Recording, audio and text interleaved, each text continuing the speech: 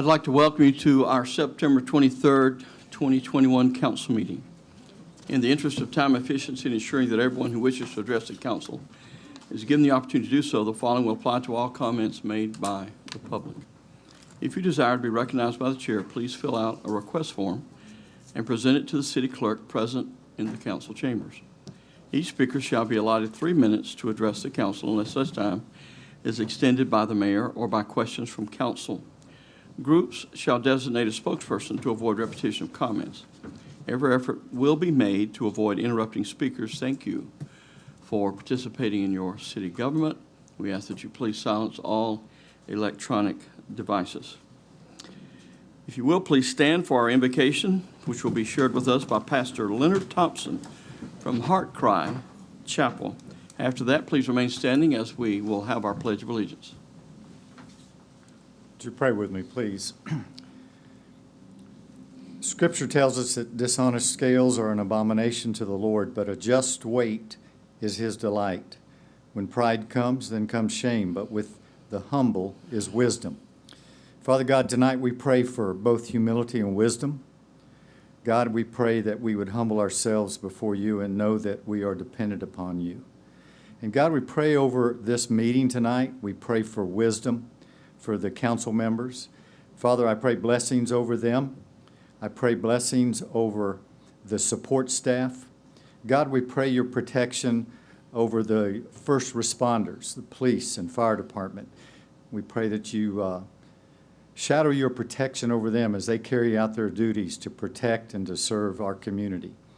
And God, most of all, we just thank you for this opportunity to conduct a free and open government and the freedom to participate in our government as citizens as well as with our leaders.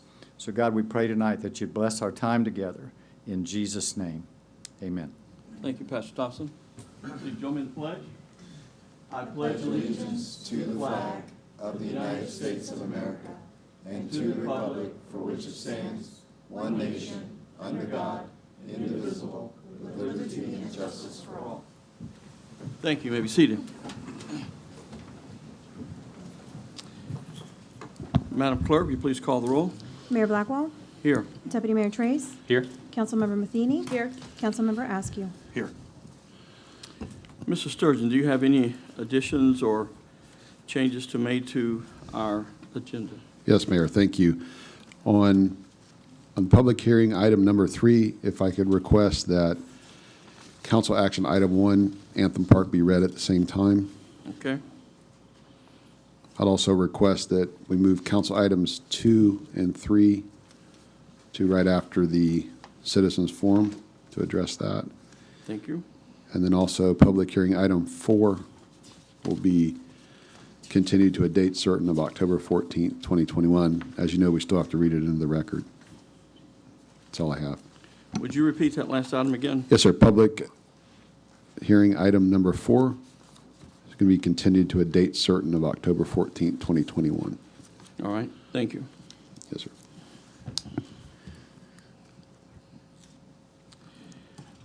With that, we have a presentation at this Mr. time. Mayor, if I may interrupt, just so we can not have to worry about it, if we could we read item number 4 that is going to be tabled into the record right now and just table that to the October date? That'll be fine. Madam Clerk, will you please read item number 4?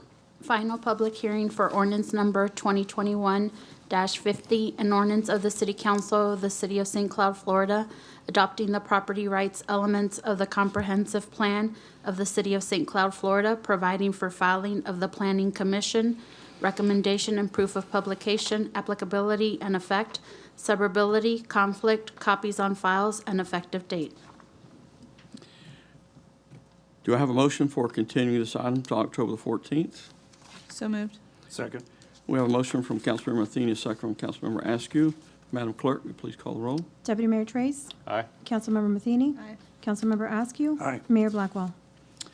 Aye. Motion carries 4-0. And it will be continued to October 14th. At this time, we will have a presentation of the Employee of the Month.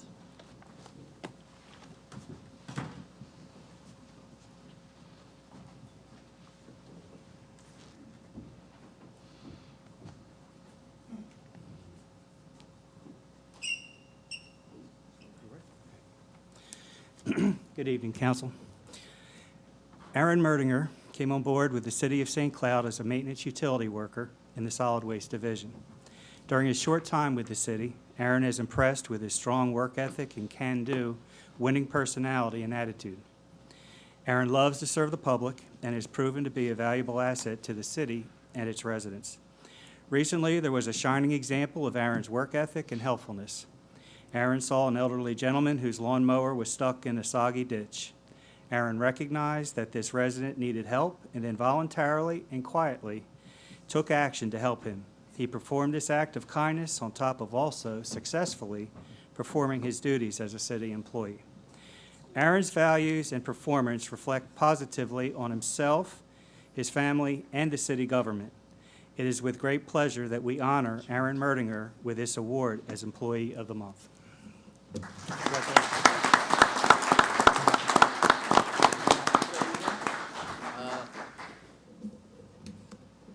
really. Besides that, he's handsome, isn't he? Come over here, we'd like to give you a presentation. Congratulations. Which one is it? I know, like the reflection.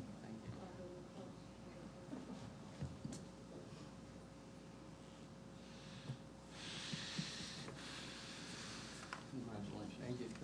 See you next month.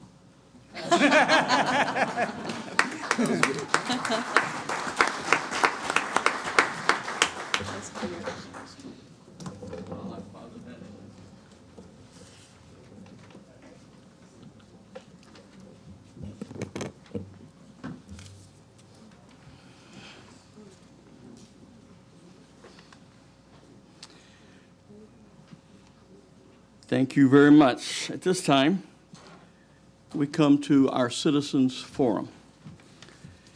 Any person who desires to comment on any item not on this agenda is provided this opportunity to address the City Council.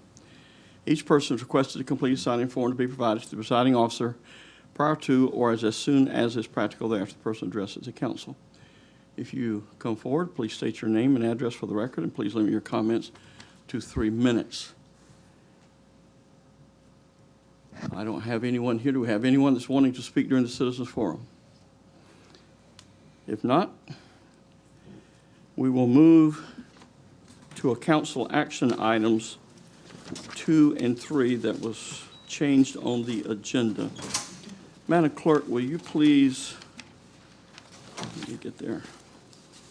Discussion and possible action regarding the request for a reduction of lien for code enforcement case number 2017-505. Property address for this case is 744 Medina Street, St. Cloud, Florida. Mr. Mayor, I think I'll start the discussion off on this You'll do item. that, please. Right. This is a request from the property owner for a reduction of an existing code enforcement lien that has accrued on this property to approximately $262,000 related to problems with the structure and out there resulting from a lot of different activity that was allowed on this piece of property. The city received a request from a real estate agent that is working a sale of this property to a new owner. The closing is actually set for September 30th, and obviously the lien as an issue that needs to be addressed at closing. This property has a mortgage on it, so we understand that the mortgage is also in foreclosure. Having a mortgage on a piece of property from the city's perspective with regard to enforcing the lien complicates it. Just generally speaking, if the city were to enforce the liens on it, we essentially would still have to address the mortgage that's on the property because the city would then take the property subject to the debt on the property. So it's a little unique in this, it's not unique in this situation, but it also falls into the review of the matter by staff and by the city manager. So the property owner, the real estate agent for the property owner requested a reduction of the $262,000 lien to $1,500. Discussed the matter with the city manager, and the city manager made discussed a counter offer, which was under the city's policy presented to the code enforcement special magistrate to accept the reduction of the lien to $8,761.98, conditioned upon the property being sold and the property changing hands, and of course the new owner working to correct the code violations on it. That was approved by the special magistrate in accordance with the policy, and now it's before you for final approval of a reduction of that lien to $8,761.98, with the proviso that the property will close. So essentially, in case there's a problem, we would suggest that the condition be closed within 30 days, even though they're set to close on September 30th. At least we can give them maybe a little bit of time in case there's a problem there. But that's staff's recommendation. We think it's the best course of action to not only get a portion of this lien paid, as well as get the property rehabilitated and in compliance with the city code, and then in the hands of somebody who's going to do a better job taking care of it. Thank you. Is the buyer here? Would you like to speak to this if you are? I do not think anybody on behalf Okay. of the real estate company or the buyer All right. or the seller or the owner of property is here. Would anyone in the audience like to speak to this item? If not, we'll have discussion and a motion by council. Do we have any discussion? Councilmember Matheny. I actually have two questions. I didn't realize this in my agenda review. So are you saying the code enforcement issues are still active? They haven't been resolved? That's correct. Okay. And then my second question was to the city manager of how the counter offer was. It's a very specific number there, $87.61 and 98 cents. Like, how was that number come up with? We looked at being consistent across the board with those type of cases, and just took a calculation. As you recall, the policy we have is I can go to 10%, and again, we just looked at other cases and thought that was a fair settlement. Okay. And the odd amount also includes the $161.98 that are the administrative costs. Gotcha. So that's where you're probably, why don't we throw another 2 cents on it and just make it Yeah, an it was even just very number? specific. I was like, Okay. Do we have any other discussion? Could I entertain a motion for the adoption of this settlement? Motion to approve. second. We have a motion from Councilmember Askew and a second. And that was for the $8,761. And a second from closed within Councilmember 30 days. Matheny for the settlement of $8,761.98 settlement. And conditioned upon the property closing within 30 days. 30 days. Thank you. Any other questions? Madam Clerk, please call the roll. Councilmember Matheny? Aye. Councilmember Askew? Aye. Deputy Mayor Trace? Aye. Mayor Blackwell? Aye. Motion carries 4-0. Brings us to item number 3. Would you please read that, Clerk? Discussion and possible action regarding the request for a reduction of lien for code enforcement cases 2020-624, 2020-1582, and 2021-1190. The property address for this case is 825 Maryland Avenue, St. Cloud, Florida. Mr. Maderas? Thank you, Mr. Mayor. I think you'll recall this case several meetings ago. This matter was brought before you due to the ongoing criminal activity on the property. At that time, the residents, the people that were living in the property, were essentially creating a significant blight in the community. The house was falling into complete disrepair. There had been these ongoing code enforcement cases, as you can see on the screen in front of you, going back to 2020. And it's a matter that was very familiar with code enforcement as well as the city's police department. At that time, we requested that the city council authorize our office to pursue a civil abatement action to try to get the courts to order compliance with it. After we did that and we initiated that, started to move forward with that, additional criminal activity occurred on the property. The police department had a lot of activity out there, made several arrests. The building department got involved. The code enforcement individuals involved. Essentially, an entire task force from the city went on the property and discovered that and found that the property was in deplorable condition. So the building department and our office initiated an abatement action, which was designed to go ahead and ultimately demolish the structure, but in the meantime, take several steps to secure the property. By way of an example, there was a swimming pool that was in terrible condition on the property. The abatement action allowed the city to hire a contractor to go out there and cover the pool up. I believe there was some fencing done, some other cleanup and done, and so the city expended a fair amount of money to make the property safer for the neighborhood.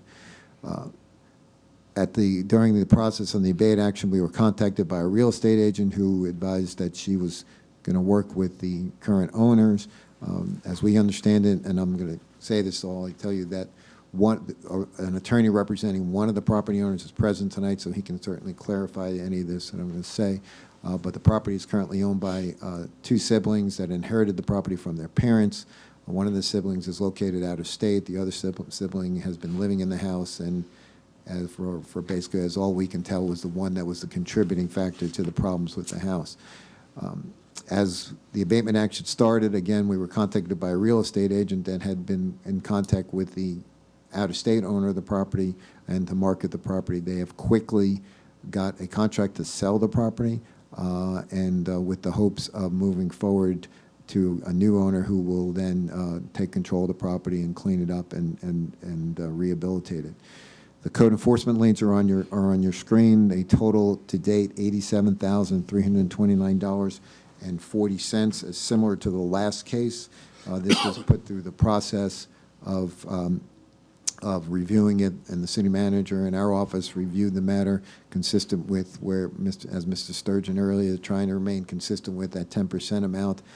It was proposed that the lien amount be reduced, be offered as a possible reduction, subject to the city council's final approval, to about $8,700. You can see on your screen that it's staff's recommendation that the lien amount be reduced to $11,000. The difference between that is for the city to be able to recover a portion of the costs, actually all the costs and fees that were incurred when we initiated the abatement action. Remember, when the city council authorized our office to proceed, there was some expense and some fees associated with it. So the difference between the $8,700 and $8,732 and the $11,000 is the amount of additional costs that the city incurred with regard to the abate action.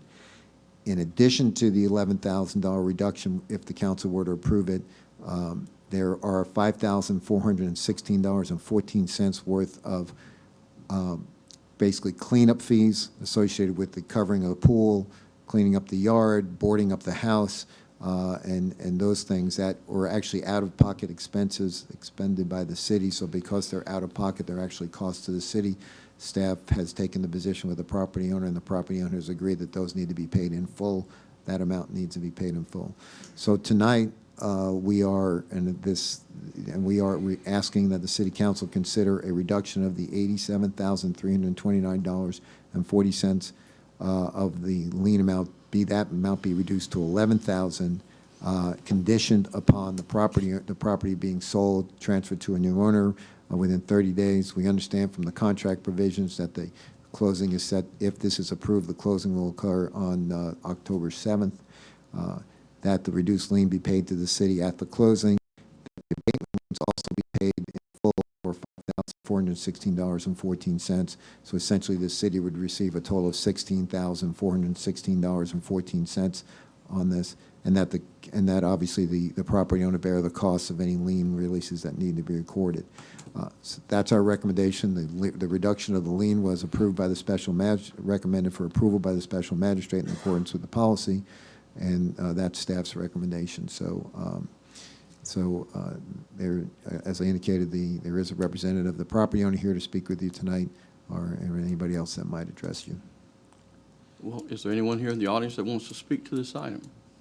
Please step forward, state your name and address.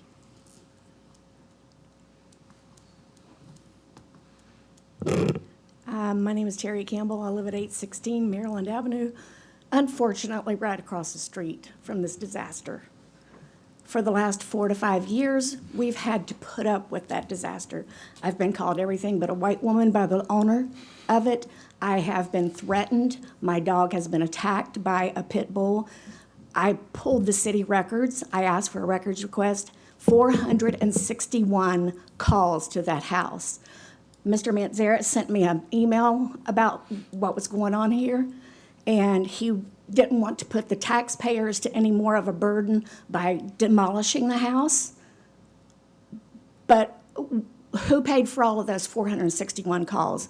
The taxpayers paid for it.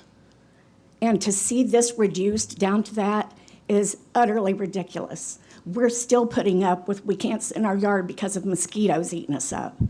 There's still drug people coming by the house all the single time. I'm watching to make sure nobody's stealing anything from over there. Our neighborhood has been reduced in our property values because of that place. And to see those liens lowered that much, it's not fair. It's not fair to me. It's not fair to my husband, which gave this city 30 years of his life. And you people wouldn't let him build a garage to help our property look better, but you're going to let these people walk out of here with money? That is very highly frustrating. I don't understand why any of you would allow that. It's not right. We had that garage approved by the, I don't know what, but it was approved, and then you guys turned around and kicked it out. And that man gave you 30 years of his life. But yet we have to deal with this, and then they're going to walk away with money. I'm done. Thank you. Thank you. Would anyone else like to speak to this item? We will have. Well, again, the property owner is, one of the property owners is present, so I don't know if they want to address you. So property.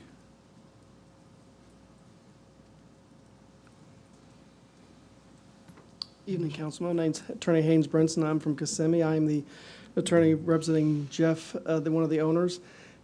And I can't disagree with some of the stuff the lady said. It's kind of a rough situation, but my client's also a bit of a victim here because his sister run roughshod over him, kind of ran him out of the house. He went out of state. She didn't tell him what was going on, so he didn't know about any of this stuff till the 11th hour. And now he's trying to help clean this up and get something for himself because this is the last of the legacy he has from his parents. His sister's wasted everything else. Now, again, as far as the values, I do agree with her that a house in that conditions lowers the value. But at the same time, we have a new buyer. The only thing that we're waiting on is the outcome of this hearing. Then we're ready to close to just get final paperwork and done. The buyer's inspected the house. We've agreed on a price. He's ready to start working. He's actually done some looking at what he's going to have to do to the house. He's already been through it, so he knows all the work he's going to have to put into it.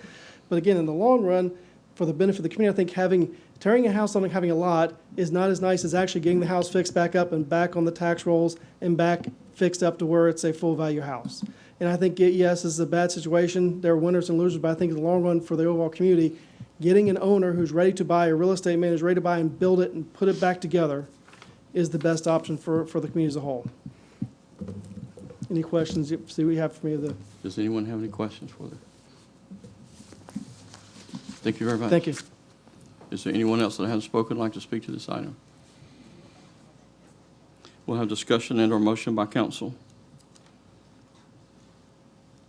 Councilmember Trace. Thank you. So kind of my question when we went through briefing on this was, is there a plan for them to clean up the property? Because demolishing the house will be a 30-day fix and it's cleaned up. If it's a year of construction or permitting or whatever for the buyer to clean up the property, do we have a timeline? No, I don't have it. I know Please step to the mic, please. I know he's looked at it. I know he's even looked at things like he's already looked at like ordering windows and stuff because all the lids are replaced. He's looking at like a 8-week or more, 8 to 16-week back order on windows and stuff. So he's already ready to start the process. I don't know if he's talked to the permitting department or not. But like I said, he wants to get this thing done as quick as possible, pending, all the problems of getting it built. But he's ready to start. He's got in there. He's already done some preliminary looking at some of the stuff he's going to have to do, but he's ready to get it done as quick as possible. He's investing $125,000. Is he going to, it behooves him to get it done as quick as possible so he can either get it rented or get it fixed up so he can sell and make some money. So I don't think that he's not going to delay it. He wants to get moving. And his big concern is I know he's talked to Dan a little bit and asked a couple questions of what he needs to do to get going. So that's all I know from the buyer standpoint. You look like you're going to say something. Well, I am, because the intent, and we've talked to the building official about this and the code enforcement division. Essentially, the intent that's from staff's perspective is, again, remember the process came to a head when the city issued its abatement order with regard to the structure. So it's our intention, if the property closes and this deal is made, that we would get back with the building official and the code enforcement stuff and have them essentially reissue a new abatement order in the name of the new owner, which would mean that the new owner would have to immediately act to get started by either pulling the appropriate permits and addressing it. And as is consistent with any house that's under construction, under an approved permit, as long as they're meeting the terms of the permit, as long as they're keeping their construction site safe and clean, they would be allowed to continue to do their work, and they essentially would be in a state of active construction, so they would be consistent with the code. If they fail to do that, then the abatement order would be in place, and we essentially would be right back in the same position we were, trying to, with the potential to basically, again, to go out there and demolish the home. The only difference is the city will have recovered about $16,000 of its costs and fines in this matter. So, because you can have amateurs doing this, and it'll take them 3 years to figure out a way to get a renovation project like this done, or you can have professionals that know what they're doing and get it done. Is there a way we can put a time frame on this of a conditional release of these funds, of they'll get wiped out if this project's done in 4 months, 5 months, 6 months, to bringing it into compliance with the code? In our experience, the problem with that is that will not enable the buyer to get clear title to the property without having to address the lien, and they're probably not going to invest the dollars that need to be taken to rehabilitate the house unless they're assured of that the liens are going to go away. Because there isn't the structure doesn't have the value in it to basically support the amount of the liens. And do we have a cost estimate of, if we were looking at demolishing this, how much it would cost for demolition and haul? My understanding, this would not be your normal demolition because of the pool, and that would be a requirement that the city would have to determine how the pool is going to be, quote unquote, demolished. And I'm obviously not a contractor, and I can't determine that. But once the house goes away, and under the city's code, you can't just have a pool on a vacant piece of property. So the pool would have to to go away too, and that would obviously add to an additional cost. I don't know if Bob is here. I don't know if he has any information on that.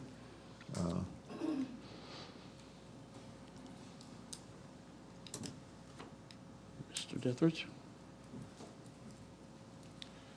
Good evening, Council. Bob Dethridge, building official. What was the question now? Essentially, if the cost to demolish the house and the pool, if you have any idea. Right. Typically, you'd be looking at $10,000 to $15,000 to demolish the pool and the home, and it could be done relatively quickly if needed. And then how long do you think it would take to get the property up into compliance? They can probably, depending upon the lead time of windows and doors, because that's a long lead item now, probably 60 to 90 days, I would think they would have at least the exterior of the home taken care of and cleaned up. Okay. Thank you. Councilmember Matheny? Thank you. As someone who's doing a home renovation, I would tell you, when I got windows, it was 18 weeks for windows. Then after the cold snap in Texas, it went to 30 weeks for windows. So I don't know what it is now. So, I mean, it's gonna take a while. So I just wanted to say, what was going on at this house was outrageous. And when we had the first hearing, between what police and fire had to deal with at this house was just, I was unaware of it until it came, several months ago. And I saw some videos that the residents had. I can't imagine. It was like they were hostages in their own home. I felt so sorry for the young lady who it was her first home, and she was scared to take her trash can out. That's just horrible. Just spitballing with you guys, because I know it's going to take, if we move forward with this and they renovate the property, it's going to take some time. And I had contractors, I wasn't doing it myself. I'm a year into this thing, and I'm still not done. So, and I'm actively trying to get it done. It's COVID. We don't have soffits. It's COVID. We don't have windows, So I was just thinking, what about if we required opaque fencing around the perimeter of the property, at least for the neighbors? They're not going to have to look at an eyesore, and they're also not going to feel like they have to keep an eye on it to keep people out of the property. Like, is that an option that we could do? Kind of like we did with the hotel downtown, you put the opaque fencing. At least it would kind of like secure the property and, maybe kind of help with the looking at it. I don't know, kind of thoughts on that. go the property line, not just like the backyard, but do like the entire property, the construction zone, just to. Councilmember Askew. I might need the attorney back up here, but so any of this money that's going to be paid, is that going to be penalized to the buyer, or is that going to be penalized to the seller? Seller. Well, it's going to pay that at closing, so there will be proceeds paid by the buyer into the closing statement, and the closing agent will disperse them to pay the city as well as pay whatever other liens are on the property, as well as any back taxes. And at the end of the day, whatever's left over will go to the seller. Okay, so I saw that he or she purchased it for 150 or 125. Inherited it. They Inherited. inherited it from their father. Wait, are you talking about the current owners or the buyer? The buyers. The buyer, the contract Contract's price is for 125. 125. So he's paying that, but he hasn't, I guess you're the attorney for him, so. No, I'm attorney for the seller. Seller, okay. So is there any, if this was not, which really comes to $16,416, if this was a higher amount, that wouldn't benefit the sellers at all? No, it would, this comes out of the proceeds before they get dispersed to seller. So the buyer's gonna pay in the 125. They're gonna deduct this, any money, whatever the fees are y'all come to, that has to be deducted from the money prior to being dispersed to the two sellers. Exactly what I wanted to hear. I'm okay with the 87,329.40. I mean, just to go on a little bit, I know the folks that live around there. One actually moved. I walk that area almost daily. And it's just amazing. I understand we all have property rights, but sometimes it just goes way too far. I mean, it's really like you're hostage in your own house. So I feel for those folks. None of this money should go back to the owners that just made it hell for people for 4 years. So I'm okay with the 87,329.40. Do we have any other discussion?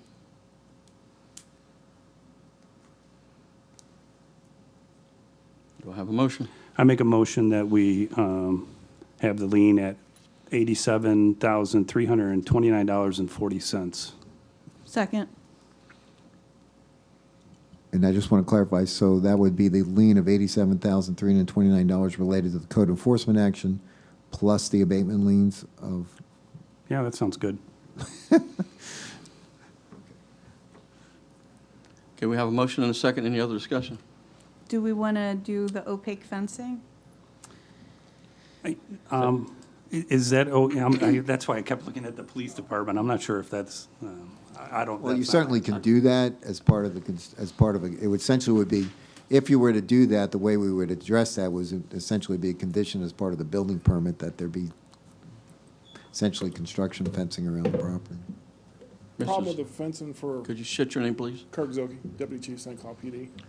The problem with the opaque fencing, it's gonna make it difficult because it is a drug house and there is still a lot of activity going around the house. If we put the fence up, it's gonna be harder for our officers to actually see if somebody's actually in there doing anything or anything's going on. So that's gonna make it difficult for us. Okay. Okay. And do we need to do anything to continue the abatement onto the new buyer? No, we'll take, Is that automatic? that'll be part of it, and I I mean, obviously, this is gonna change some of the course, so we'll report back to you on what the response is from the buyer and the potential seller on this property. Madam Clerk, please call the roll. Councilmember Askew. Aye. Deputy Mayor Trace. Aye. Councilmember Matheny. Aye. Mayor Blackwell. Aye. Motion carries 4-0.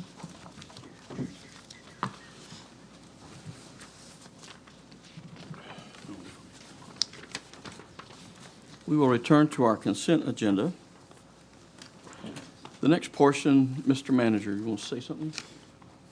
No, sir, I'll wait. Okay, I got you, all right. The next portion of tonight's meeting is the consent agenda, which contains items that have been determined to be routine and non-controversial. If anyone in the audience wishes to address a particular item on the consent agenda, now is the opportunity for you to do so. Additionally, if staff or members of the City Council wish to speak on a consent item, they will have the same opportunity.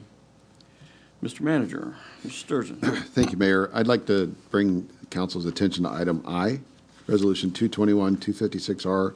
There's a scrivener's error on the cost in the parens it says proposed budget fiscal year 21-22. It should read current fiscal year.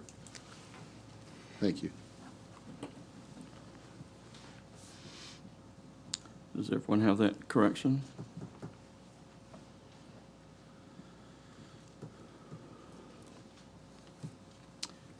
Do we have any other comment? Would anyone in the audience like to speak to the consent agenda? If not, we'll have discussion under motion by council. Motion to approve. We have a motion from Councilmember Matheny for approval. Do I have a second? Second. Second from Councilmember Askew. Madam Clerk? Deputy Mayor Trace. Aye. Councilmember Matheny. Aye. Councilmember Askew. Aye. Mayor Blackwell. Aye. Motion carries 4-0.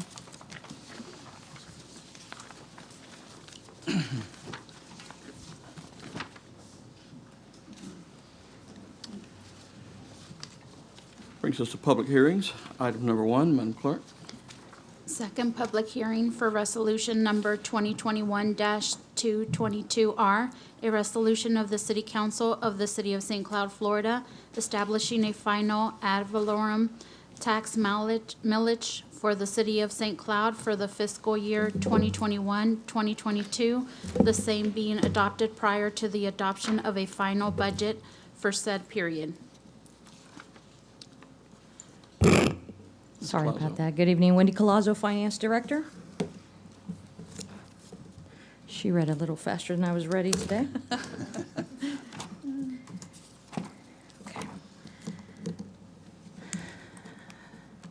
Okay. Per Florida statute, obviously 200.065, this is the second public hearing for the adoption of the tax millage stated at 5.1128. This is 5.96% above the rollback rate, which the rollback rate is at 4.8250. The rollback rate, as stated in the presentation, are the same tax dollars assessed as the previous tax year. This doesn't include new construction and measured as millage rate. This ensures that the increase of taxable values for the existing properties are not considered for ad valorem. Some key takeaways that we presented and will continue to present in this second public hearing is, of course, the explanation of millage rate. That's a tax rate, the amount of taxable payable per dollar of the assessed value of the property.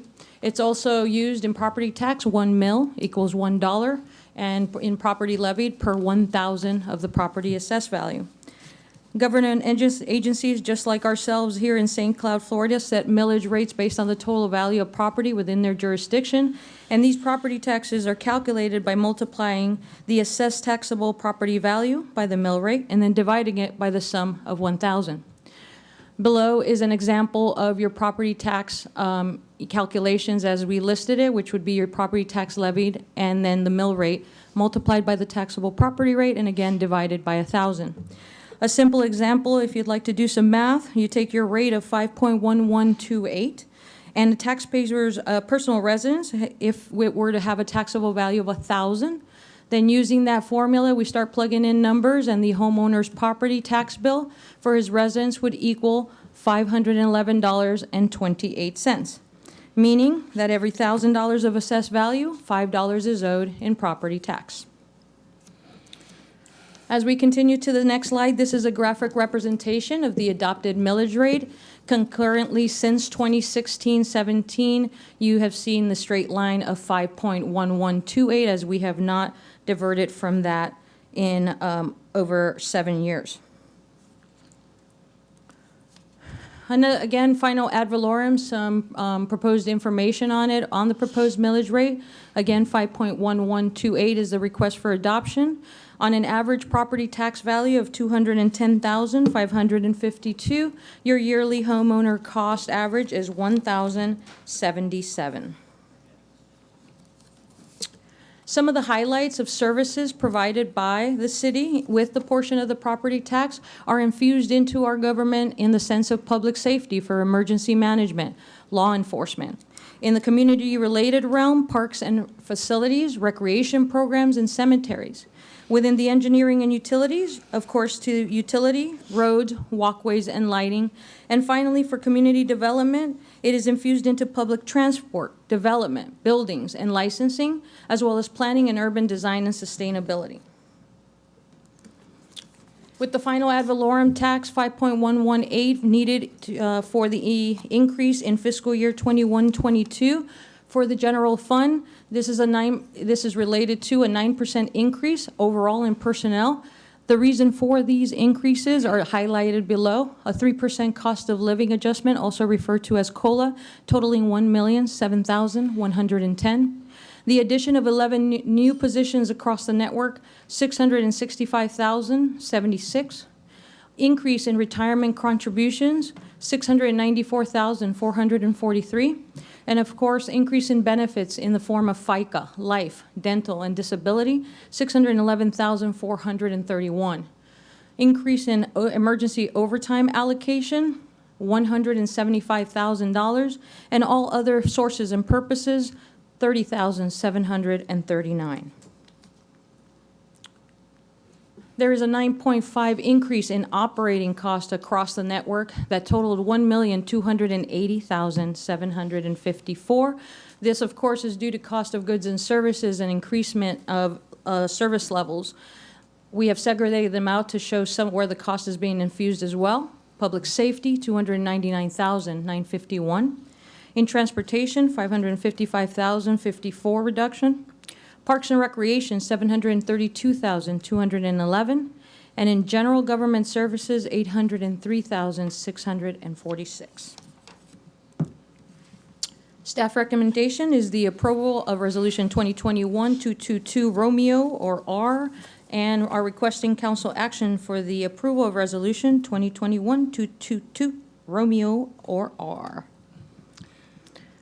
Thank you, Ms. Collazo. Yes, sir. Do you have anything else to add? No, sir, I do not at this time. Would anyone in the audience like to speak to this item? If not, we'll have discussion, questions, or motion by council.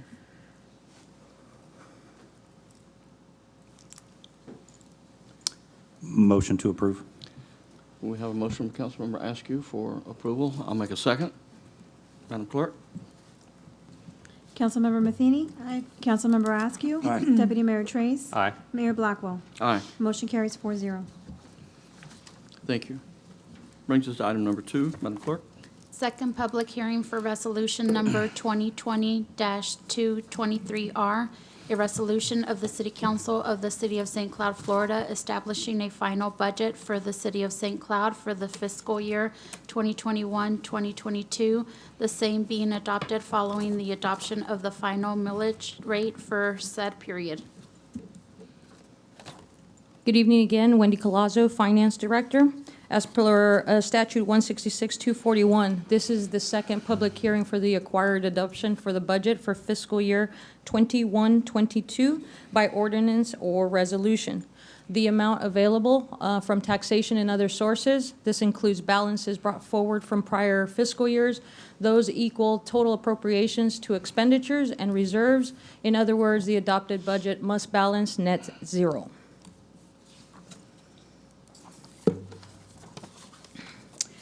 On your screen is a graphic representation, of the fiscal year 21-22 revenue in millions, 171 million.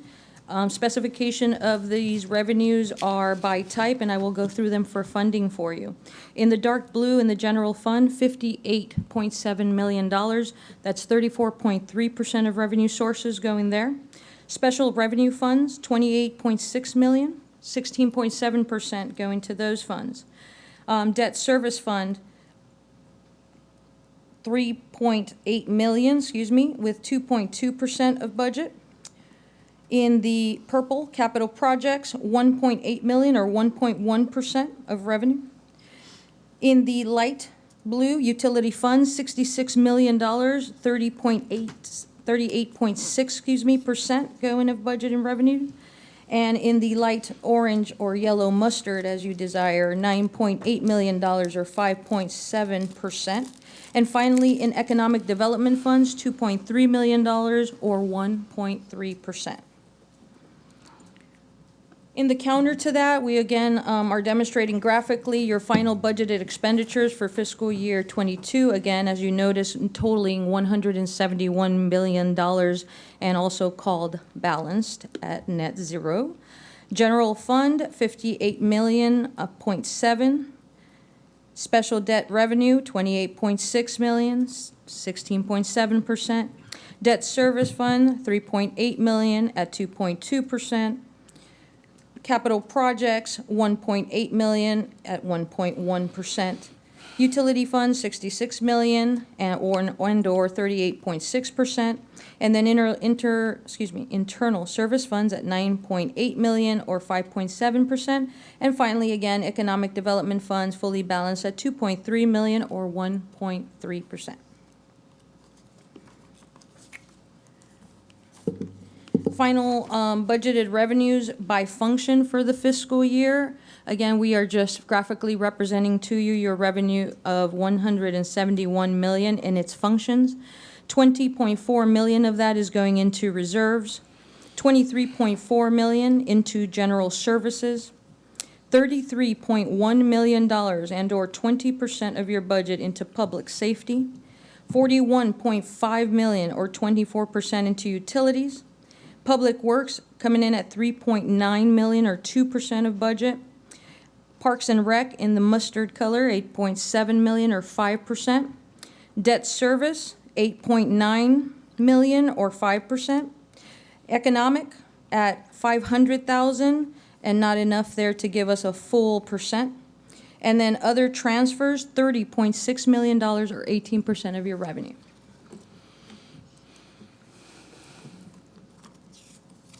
Everybody hold on, it gets more interesting as we keep going. Stay with me.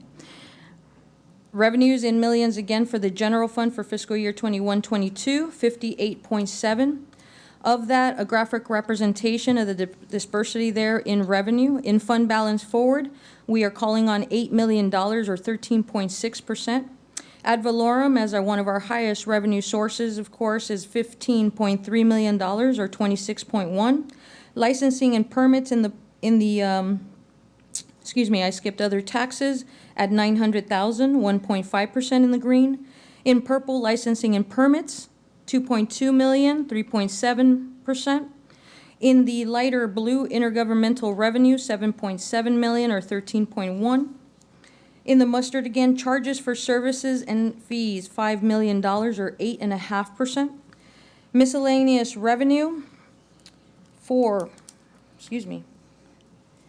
we have difficulty again with, 4.9% or 8.3%, 4.9 million, 8.3%. And other financing sources, 14.6 million, 24.9. Apologies for that, the profession has taken my eyes. Finally, in the next screen, final budgeted expenditures, again at 58.7 million and balanced. In the reserves category, 7.4 million. General government services, 15.8 million. Public safety, $30.7 million, 52% of expenditures. Transportation, 1.9 million or 3%. Parks and Recreation, 7.4 million. And finally, other financing uses is at $300K or 1%. Your next slide showing general fund balance projected for fiscal year 21. The dark blue graph represents our required by policy fund balance, which is 12.5% and or $7.4 million. In 2019, our actual fund balance was $9.1 million. In the green, our 2020 actual fund balance was $10.6 million. And in 2021, current year, we're projecting $13 million. And with an estimated budget for 2022 of $13.3 million, well above the 12.5 requirement. Staff's recommendation is again the approval of Resolution 2021-223R and request council action to approve the approval of this resolution as well. Thank you, Mr. Sturgeon. Thank you, Mayor. First off, there's a scrivener's error. The clerk read the resolution number is actually 2021223R instead of 220. Also, Mayor, I'd like to thank the finance director and my staff for their hard work on this budget. It's a responsible budget and will carry the city into the next year in a positive way. Thank you. And I'd like to join you in that thank you, as well as for our volunteers that served on the Finance Committee. Thank them for their service. Would anyone in the audience like to speak to this item? If not, we'll have discussion, questions, and our motion by council. Have any questions, any discussion?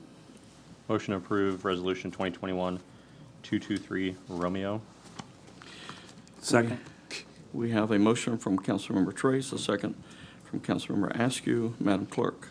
Councilmember Askew. Aye. Deputy Mayor Trace. Aye. Councilmember Matheny. Aye. Mayor Blackwell. Aye. Motion carries 4-0. Thank you.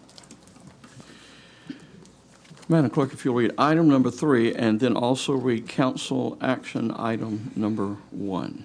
Final public hearing for ordinance number 2021-04, an ordinance of the City Council of the City of St. Cloud, Florida, amending an ordinance which assigned a zoning district of planned unit development, PUD, to the Anthem Park located east of Florida's Turnpike and west of Old Canoe Creek Road, and describe further herein, providing for approval of the revision of the final master plan, providing for filing of the Planning Commission recommendations and proof of publication, suburbility, conflict, and effective date. Request City Council's approval of the Anthem Parks Tracks G and M preliminary subdivision plan. Thank you. Good evening, Council. Ismael Abreu, Strategic Initiatives Analyst for the City of St. Cloud and also Acting Project Manager. So this is the 5th time this item has come in front of you. This is a PUD amendment for the Anthem Park subdivision. It's for an area that's totaling or averaging, or rather say approximately 19.69 acres. Little bit of background on the property. We have a future land use of medium density residential and existing zoning and plan unit development.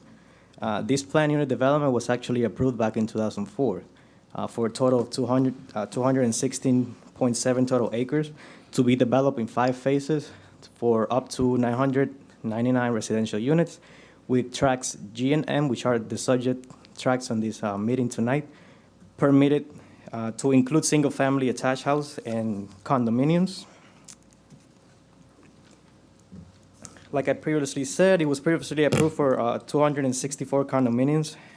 You can see a representation of track M and track G here.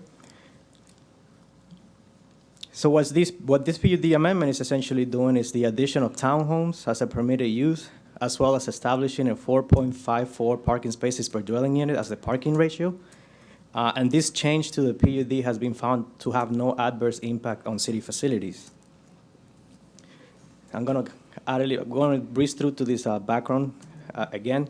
This PUD, like I said, was approved back in 2004. We have the depiction there of how the original master plan came with 999 units with a density of 4.85 dwelling units per acre, with a commercial component in the red there on the picture, and then again developing 5 phases. Specifically to track G, which is considered phase 4 in this PUD master plan, we have, like it was developed or approved back in 2004, and subsequently went through a series of extensions based on Florida statutes, as well as phase 5, which is track M. It expired and went through subsequently extensions of development as well. Alrighty, so bear with me here. Back in March of this year, this project came in front of you with a proposed 192 townhomes with a 3.61 parking spaces per dwelling unit. At that time of that meeting, this item was continued to the April 22nd City Council meeting because council wanted to increase the parking ratio and allow staff and the developer to get together for a resubmittal so that we can increase those parking ratios.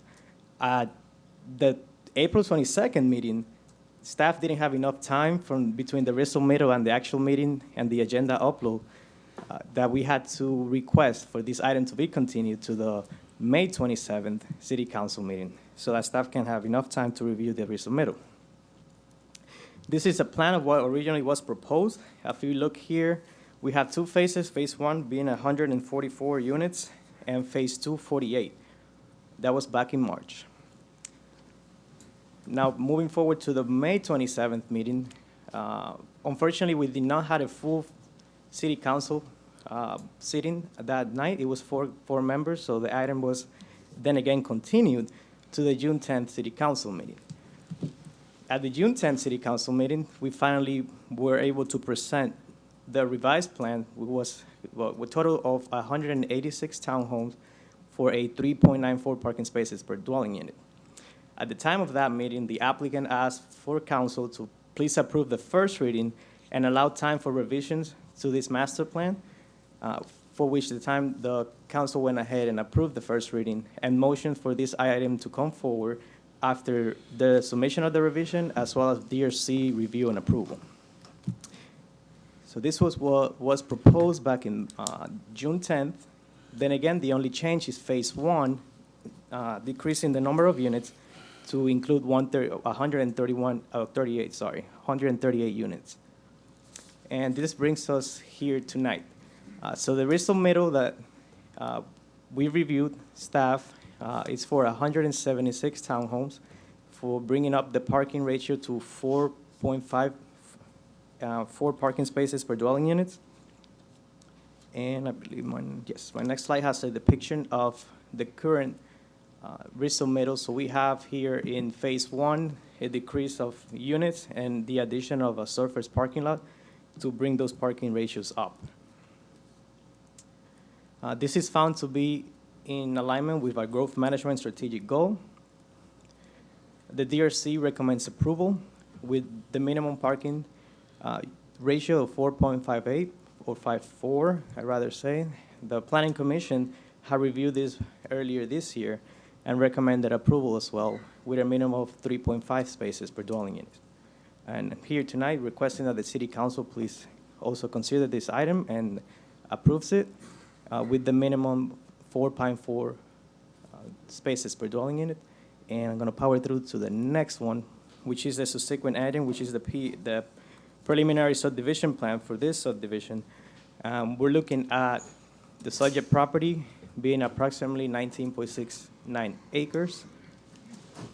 Once again, mentioning that there's a medium density residential future land use. What this means is that you're allowed to build 3 to 10 dwelling units per acre here. Once again, the zoning is planned unit development. And I actually want to note that there is a small typo on the proposed density. It's not exactly 9.75 units per acre.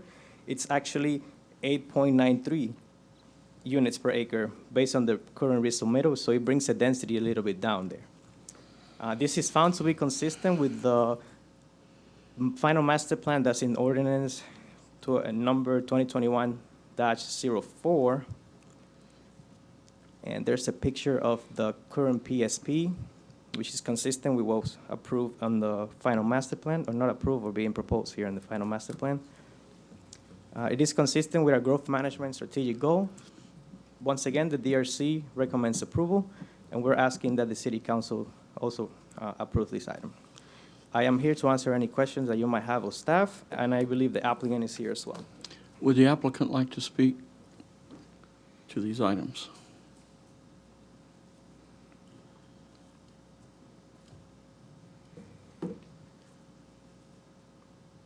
Good evening, Mayor, Commissioners. My name is Fred Miller with Taylor Morrison, and my address is 431 North Summerlin, Orlando, Florida. I was here before you, as previously outlined, back in June, Anthem Park PUD, and we received an approval subject to some conditions. Since that time, we have refined the landscape plans, submitted them, and received DRC approval. As noted, reflecting 4.5 or slightly more than 4.5 parking spaces per unit. Additionally, as you may recall, we've entered into an agreement with the school board.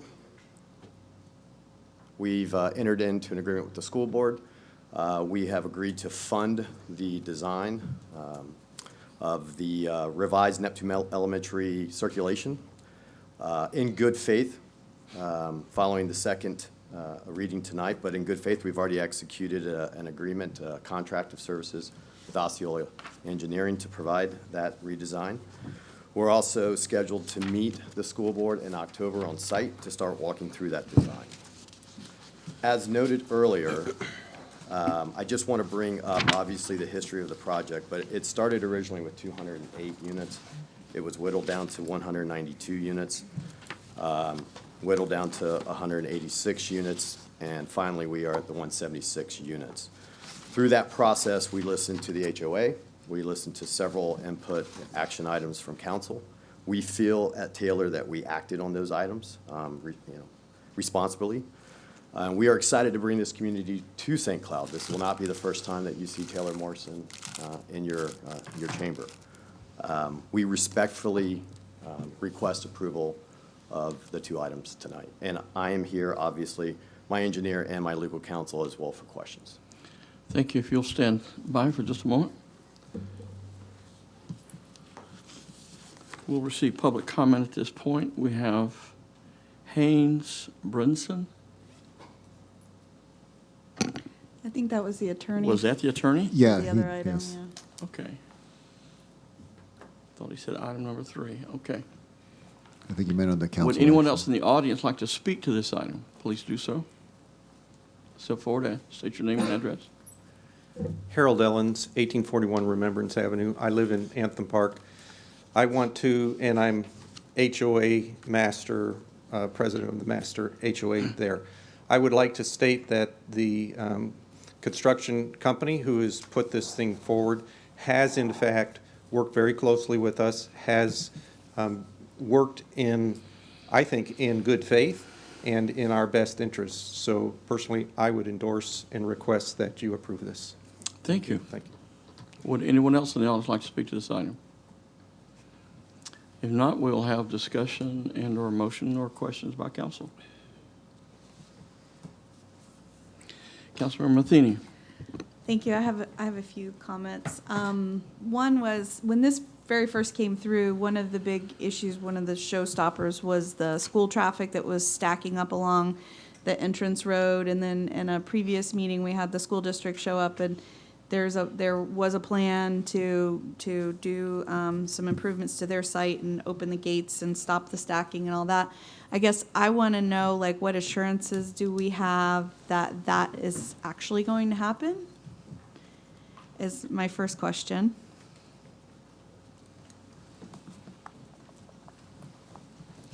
Good evening, Joe Thacker, 17 South Orlando Avenue, Kissimmee. Yes, we have entered into an agreement with Osceola Engineering to do the design work. We have met with the school district. It is moving forward. What's going to happen is it's going to do a serpentine design on the property. Well, they'll be able to open that gate. They can stack on property without getting access onto the actual school property. So that has all been agreed upon by both parties. And Taylor Morrison is paying for the design work, even though they have not contributed at all to any of the deficiency or the stacking problems, but are, as good citizens, are willing to take that responsibility on and working closely with the school district. The school district is very happy with this approach. So, all that's great, but when's it actually going to be built? I guess is my question. Because, I mean, I've sat up here a long time now, and people will tell us things will get built, and then they don't get built, or, you know, like the housing will move forward, but then all of a sudden the school district might not have the funding to do the construction. They've already allocated the funding. It's already been approved. Okay. They've already done that at a school board meeting. Okay. All right. My second issue was they provided some, so Taylor Morrison, I was, excited. I think they're a higher end builder and that we were going to get this really nice townhome product. And so in the agenda package, they provided what the outside would look like. And to me, I don't know if Abismail could pull it up, what was in the agenda package, but to me, it was pretty vanilla. It's just stucco with some paint variation from what was in the agenda package. So what was just handed to council was different Taylor Morrison products of townhomes within Florida to see what different communities are getting. And so you can see there's Naples and Jacksonville have townhomes that have nicer facades than the ones that are proposed for our community. Abismail, can you pull up the one that's in our package? It should be the Jasmine design on Okay. that packet, yeah. So it's the Jasmine design you see there. It's pretty plain. So I would like to see if Taylor Morrison can commit to a nicer facade, more interest architecturally on the townhomes and the approval that's moving forward. Which one are you looking at? I mean, the Vital and the Corsica have more architectural interest than the Jasmine. I mean, to me, that's just stucco with some paint colors on it. Would you like to speak to that? Sure. So, and I appreciate that recognition that we're a higher-end brand. We are. We like to think of ourselves as that middle to junior luxury move-up type of home builder. In home building, as in any business, efficiency and scale is crucial to success. We operate under a regional plan lineup. So same floor plans, essentially same blueprints are executed in multiple different markets, Jacksonville, Orlando, Tampa, Southwest Florida, Naples, as well as Fort Myers, and I think we're even reaching out like Port Charlotte. Each individual aesthetic or skin is tailored to the community. So the communities that you're referencing are coastal, probably have barrel tile roofs. Several of them are also outside of a huge master plan, highly amenitized, consistent with barrel tile roofs. Jacksonville's built exactly like ours. Portions of Tampa Bay, exactly like ours, Orlando.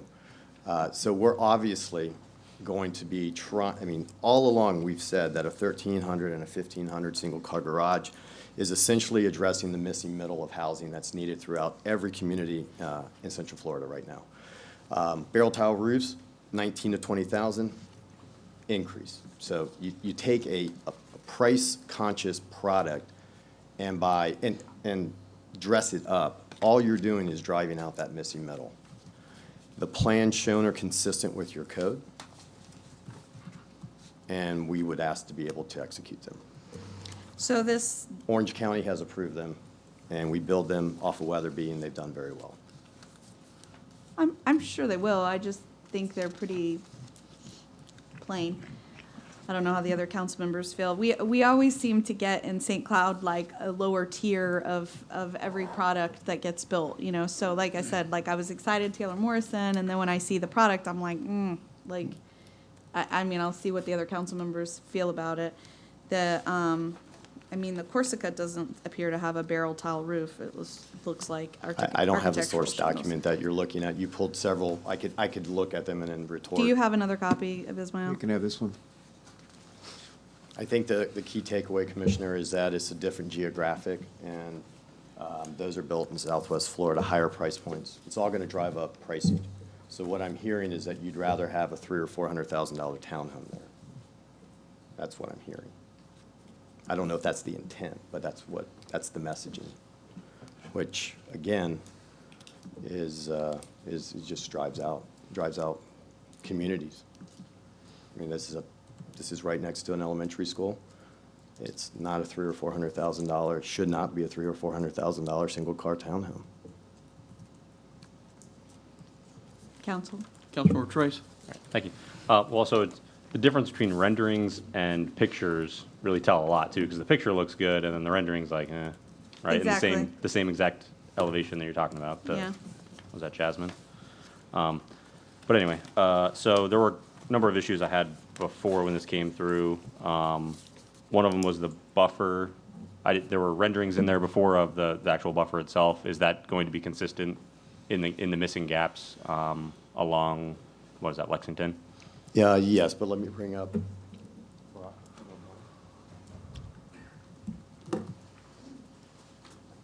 I think it was asking for an engineer. I think the question was. Please state your name, please. Harold Ellens, 1841 Remembrance Avenue. You were asking, the question was about the buffer between Lexington and the backs of these. Yeah, the CDD owns the property right along Lexington. But I think you're really talking about, is that berm going to be there and the shrubbery and so forth? And I think the agreement that we've had is that it will be. It'll be consistent with what's there right now. Perfect. Thank you. The school traffic was another one, which I think you've handled. There's no amenity in this. It doesn't look like. Will you be sharing in on? That's correct. We've already reached out when the original CDD was sized and programmed. They obviously contemplated 264. Actually, when you do the conversion, it would get down to 236 townhomes. We're building 176. It will be serviced by the existing CDD amenity package. Okay. And then the 3 garage cans we all have, it's kind of a concern sometimes, but it looks like you guys have dumpster enclosures That's in here. correct. We are. It's being planned and it's going to get executed where there's a single service. So the garage can actually fit a car in it. Correct. Exactly. Okay. We'll actually be able to park. Yeah. And then to me, when we're talking about these elevations, at least have articulation instead of just all the windows on the second story being straight in line. But the big thing too is everyone talks about the garage being dominant, but sometimes there's another community further east in town that it's driveway dominant too. So it's a 1-car garage, but then there's 2 cars in the driveway, and it's just concrete from one end of the building all the way to the other end of the building with maybe a shrub in between. So at least this has the 1-car driveway. Not the biggest fan of massive parking lot to counteract and get the 4.5 parking spots per house, but kind of is what it is.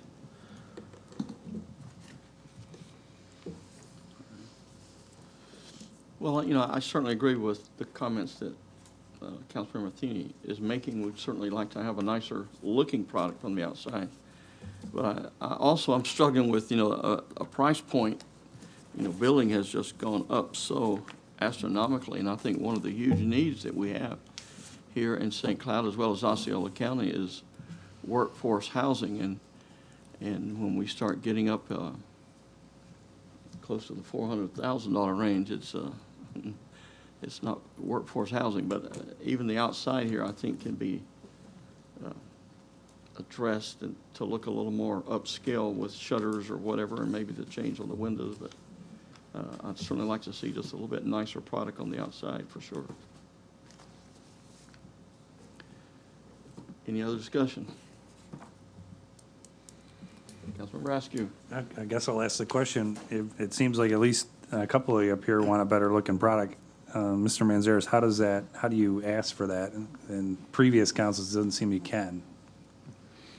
We have, and we've adopted them in the approval. That's correct, Right. but I don't know if you have anything in front of you right now that we could put together that the council, certainly staff could take council's and ideas and work with the developer and incorporate them into a final plan, but I think the council's looking for more involvement in the final product as part of this approval. So with that in hand, you really would need something along the lines of what was distributed to you with some additional work to make, if you're going to go that route tonight. Well, I appreciate everything they've done and all the things that we've asked for. Right. So, I mean, I do give some lenience for that. And starting off with 370 some odd homes, and now we're at 176 units. I mean, it makes me feel better about that, but if you want to. Mr. Mayor, council members. So this product has been approved in Osceola County recently as well, and it does have articulation throughout it. The landscaping is a higher level than what you all have, your code calls for. And I think that, we want to be able to move forward I had already mentioned that I didn't like the gray color, but, you know, we can make it a different color. We can do some things like that. But to redesign it, this same elevation has been in your package since June. And this is, you know, so I would ask you all to consider what this applicant has, is willing to contribute above what they even have to in this circumstance. They've lowered the number, they've met your parking, they've met all of your code requirements. So I would ask you to take that into consideration and move forward. Thank you very much. Good point. Any other discussion? Councilmember Matheny. Thank you. So I guess I'm asking the question. So you're not willing to make any changes or upgrades to the facade that's in the package? I don't have the authority to start redesigning product. It's something, as I was trying to allude to earlier, Commissioner, there is a consistency so we have costs for this, we have vendors, to your point, windows, doors, now it's mirrors, now it's resin for pipe that goes into underground utilities. We are a market-driven industry, and I've been trying to get this project that's consistent with your existing code and previous approvals, and is a down zone, essentially, for almost a year. It's just, I don't have the authority to go back to my purchasing team and say, hey, we need to redesign now the skin to provide assurances to Commissioner and Mayor to get this approved from a land planning standpoint. I mean, you have a permitting process, a building code process, you have a land development code. There's other avenues that you can address this if this is the route you want.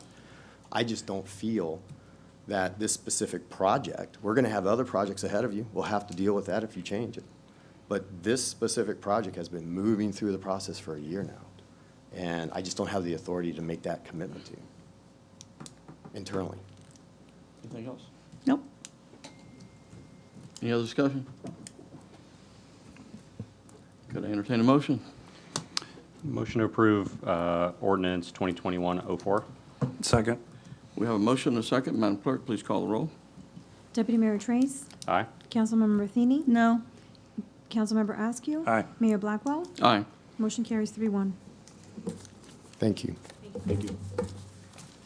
And that brings us to the subdivision plan. Do we have anyone who wants to speak to that issue? If not, could I entertain a motion for the adoption of the subdivision plan? Council action item number 1. I move the adoption of the subdivision plan under council action item number 1. Do I have a second? Second. Have a second. Councilmember Askew. Madam Clerk. Councilmember Matheny, No. Councilmember Askew. Aye. Deputy Mayor Trace, Aye. Mayor Blackwell. Aye. Motion carries 3-1.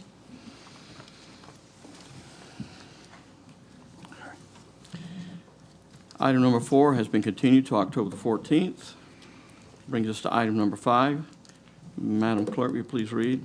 Final public hearing for ordinance number 2021-51, an ordinance of the City of St. Cloud, amending the City of St. Cloud's General Employees Retirement System, amending Section 6, benefits amounts and eligibility, amending Section 7, pre-retirement death, amending Section 10, optional forms of benefits, amending Section 15, minimum distribution of benefits, amending Section 27, reemployment after retirement, providing for codification, providing for severability of provisions, repealing all ordinances in conflict herewith, and providing an effective date.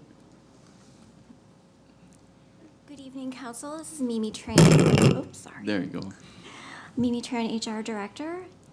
Ordinance 2021-51 is a final and second hearing. This is in relation to the General Employees Retirement Plan, and the requested changes is revisions to Section 6, the benefit amounts and eligibility. Section 7 is the pre-retirement death. Section 10, optional forms of benefits, and Section 15, minimum distribution of benefits, are all being amended to provide for recent changes to the Internal Revenue Code, and that's changing the required distribution age from 70.5 to 72. In addition, Section 27 is the reemployment after retirement, and this is being amended to provide that normal or early retirees who are reemployed by the city may continue receipt of their benefits if and when they have reached the age of 59 and a half. So this reduction from age 62 is a change in accordance with the recent changes to the IRC. Staff does recommend the language and suggested revision changes. Thank you. Thank you. Would anyone in the audience like to speak to this item? If not, we'll have discussion. Questions in our motion by council. Motion to approve. Second. We have a motion from Councilmember Askew, second Councilmember Matheny. Madam Clerk? Councilmember Askew. Aye. Deputy Mayor Trace. Aye. Councilmember Matheny. Aye. Mayor Blackwell. Aye. Motion carries 4-1. Brings us to 4-0. 4-0. 4-0, please. That brings us to item number 6. Final public hearing for ordinance number 2021-52, an ordinance of the City of St. Cloud amending Chapter 32, Personal Article 3, Retirement Plan and Trust for Firefighters and Police Officers, deleting Section 32-63, Investment of Fund Assets of the Code of Ordinance of the City of St. Cloud, further amending the City of St. Cloud Police Officers and Firefighters Retirement System, adopted by the Ordinance 2006-125, as subsequently amended by amending Section 6, benefit amounts and eligibility, providing for codification, providing for severability of provisions, repealing all ordinances in conflict herewith, and providing an effective date. Thank you. Mimi Tran, HR Director for the City of St. Cloud. For this item, this is also the final hearing for 2021-52. This one relates to the St. Cloud Police Officers and Firefighters Retirement System. In this item, we are requesting for an amendment to remove Section 32-63 because it is inconsistent with the investment authority that's contained in the plan, and it should just be removed for clarity. In addition, the second item that's part of this ordinance is regarding Section 6, which is the benefit amounts and eligibility of the police officers and firefighters plan. The request on this is to provide the retirees a one-time cost of living adjustment. So the COLA request is for 2% effective October 1st of 2020. And the cost for this is $42,000. Staff is making the recommendation for approval with the effective date of October 1st of 2021. Would anyone in the audience like to speak to this item? If not, we'll have discussion, question, or motion by council. So moved. We have a motion for adoption by Councilor Matheny, a second from the mayor. Madam Clerk? Deputy Mayor Trace. Aye. Councilmember Matheny. Aye. Councilmember Askew. Aye. Mayor Blackwell. Aye. Motion carries 4-0. Brings us to item number 7. First reading and introduction for ordinance number 2021-66, an ordinance of the City of St. Cloud further amending the City of St. Cloud Police Officers and Firefighters Retirement System, adopted by ordinance 2006-125, as subsequently amended, amending Section 5, contributions, amending Section 6, benefits, amounts, and eligibility, amending Section 8, disability, providing for codification, providing for severability of provisions, repealing all ordinances in conflict herewith, and providing an effective date. Thank you. For ordinance 2021-66, this is also in relation to the St. Cloud Police Officers and Firefighters Retirement System. And for this in particular, this is only applying to the firefighters only. Section 5 for contributions, Section 5 for contributions, this is in regards to the firefighter members requesting to increase their current contribution rate from 5.55% to 12.62%. The effective date for this would be on 10/1 of 2021. And the reason for this is for the request of changing Section 6, which is their benefit amounts and eligibility. This is to change their current normal retirement age, which is currently, the normal retirement age is the earlier of the attainment of age 55 and the completion of 10 years of credited service, or upon the completion of 20 years of credited service, regardless of age. This request is for a decrease from 25 years of credited service. So I'm sorry, just to reiterate, it's changing it from 25 years to 20 years. And the effective date for this would be on 10/1 of 2021. In addition, the request amends the language for the normal retirement benefit. This section, again, for firefighter members only, would increase their current accrual rate from 3.75% to the proposed 4% for each year of credited service earned. The effective date for this request is 10/1 of 2020. This would also apply to Section 8, which is for disability, and this is for disability benefits for in line of duty. This would apply to firefighter members who are totally and permanent disabled. The benefit accrual rate would also increase for them from 3.75% to 4% for each year of credited service earned. And the effective date for this would be on 10/1 of 2020. And I do know that we have Doug, who is from the Foster & Foster Actuary. I believe he should be here if anyone has any questions. Doug, are you wanting to speak? Not really.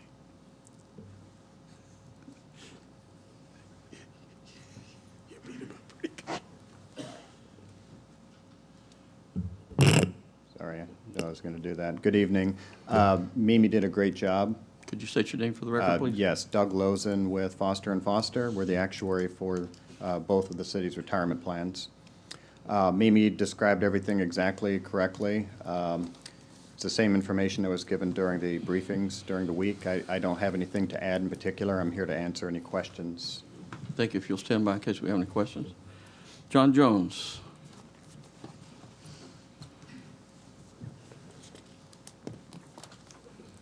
I like your haircut. Doesn't cost very much. John Jones, 3117 Innovation Way. I represent both the union and I serve on the pension board as a trustee. About a year ago, we had a member who came forward and asked if we could improve our benefits. So Doug did the actuarial study. It came back. There were different prices. We had an option if the police took it, if the fire took it, if both of us took it, if nobody took it. So we went to a membership vote. Out of about the 80 members of the fire department, 61 did vote to improve the plan, 2 voted against. I know on the police side, they had close to 70 voted for no changes and only a couple that voted to change. The important thing I wanted to mention was that there was no cost to the city, and I'm sure Doug could say the same. It was slightly less by 30,000 or so. The members are fully aware this is a substantial increase in their deductions, but that was laid out very clearly on the ballot when they voted. So it stated your deductions would go from 5 to 12. Majority of the guys that are here, a lot of them couldn't be here. A lot of them are on shift, but from the young guys to the old guys,